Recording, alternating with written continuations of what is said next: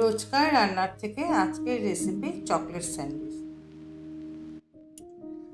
আজ বানাবো chocolate sandwich, যেটা বাচ্চাদের খুবই ভালো লাগে, আর যারা চকলেট ভালোবাসে তাদের তো ভালো লাগবেই।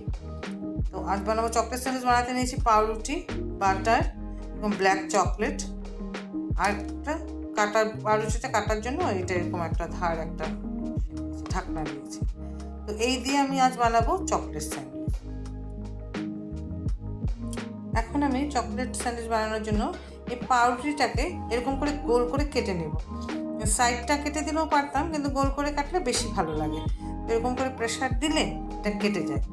তো এভাবে আমি কেটে নেব, প্রত্যেকটা পাউরুটি এভাবে গোল গোল করে কেটে নেব। কারণ কি, এটা দেখতে সুন্দর লাগবে, বাচ্চাদের ভালো লাগবে। আর আমার ছেলে যখন ছোট ছিল তখন আমি এরকম বানাতাম, ডিমের পুতুল, তারপরে চকলেট স্যান্ডউইচ, তারপরে তোমার মিকি মাউস বানিয়ে দিতাম রুটির উপরে। বাচ্চাদের ভালো লাগে আর কি, আর দেখতে সুন্দর হলে বাচ্চারা খেতেও ভালো পায়। তাই আজ বানাচ্ছি চকলেট স্যান্ডউইচ।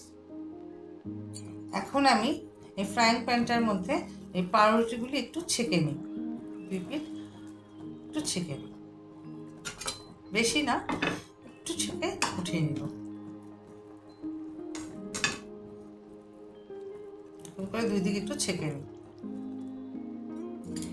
বেশি না, এইভাবে অল্প ছেঁকে, এই ধরনের অল্প হালকা ছেঁকে আমি সবগুলি পাউরুটি এভাবে ছেঁকে উঠিয়ে নিই। এখন আমি একটা কড়াতে এরকম জল ফুটিয়ে নিলাম, নিয়ে একটা বাটিতে বাটার দিয়ে বাটারটা এরকম গলার জন্য দিয়ে দিলাম, আর একটা বাটিতে এই চকলেটগুলিকে ভেঙে ভেঙে এরকম গলার জন্য দিয়ে দিলাম। তো দুটো ভালো করে গলুক, তারপর আমি দেখাই। কারণ আমি এটা লিকুইড চকলেট দিয়েও করতে পারতাম, কিন্তু লিকুইড চকলেট দিয়ে করলে কি হয়, পাউরুটিটা না একটু ভিজা ভিজা নরম নরম হয়। আর বাটার সঙ্গে দিয়ে করলে কি হয়, বাটারটা ঠান্ডা হলে টাইট হয়ে যায়। তো ওই পুরটাও, চকলেটের যে ভিতরে যে পুরটা থাকে ওটা তখন আরও বেশি টেস্টি হয়, টাইট হয়ে লেগে থাকে, ভিজা ভিজা হয় না, টিফিনেও দেওয়া যায়, নরম হয় না পাউরুটিটা। তো আমি এটা দুটো গলুক, তারপর আমি দেখাচ্ছি। এই যে চকলেটটা পুরো গলে গেছে এরকম করে। তো এই গরম গরম অবস্থাতেই আমি যে সেটা ছিল বাটারটাও গলে গেছে, তো এটা ঢেলে দিলাম। ঢেলে এই দুটাকে ভালো করে মিক্সড করে নিই। মিক্সড করে এটা স্যান্ডউইচের জন্য, পুর ভরার জন্য রেডি করে নিই। এখন আমি এই গরম কড়াইয়ের উপরে থালটা বসিয়ে নিয়েছি, নিয়ে তাতে এই যে এটা, কেন কি এটা গরম গরমই লাগাতে লাগবে, কারণ ঠান্ডা হলে বাটার আছে এটা টাইট হয়ে যাবে। তো এইভাবে আমি পুরো পাউরুটিটার মধ্যে এইভাবে লাগিয়ে নিব, লাগিয়ে আর একটা পাউরুটি দিয়ে এইভাবে চাপা দিয়ে দিব। তো যেরকম ক্রিম বিস্কুট হয় সেইভাবে আমি প্রত্যেকটা এইভাবে বানিয়ে তারপরে আমি দেখাচ্ছি।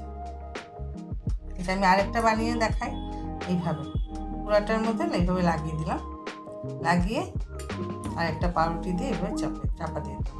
এটা কিন্তু ওই গরম কড়াইয়ের উপরে থাল বসিয়ে করছি, কারণ ঠান্ডা হলে এটা হবে না। তো আমি এরপরে আমি দেখাচ্ছি। এই যে এইভাবে পাউরুটিগুলিতে লাগিয়েছি, কিন্তু পাউরুটিটা নরম হয়নি বাটারটা দেওয়াতে। এখন যদি লিকুইড চকলেট দিতাম তো নরম হয়ে যেত। তো এর জন্য বাটারটা দিয়ে এই যে চাপা দিয়ে দিলাম।